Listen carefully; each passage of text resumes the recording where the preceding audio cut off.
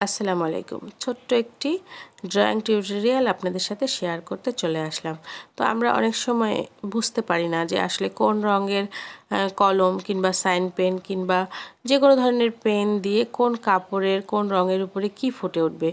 তো এই জন্য মোটামুটি আমরা সবাই এটা করতে পারি। আমাদের কাছে যদি কয়েকটা কলমের কালেকশন থাকে সেখান থেকে আমরা প্রত্যেকটা থেকে একটু করে দাগ দিয়ে নিয়ে বুঝে নিতে পারি যে আসলে কোন কাপড়ের উপর কোন রঙটি ফুটে উঠবে।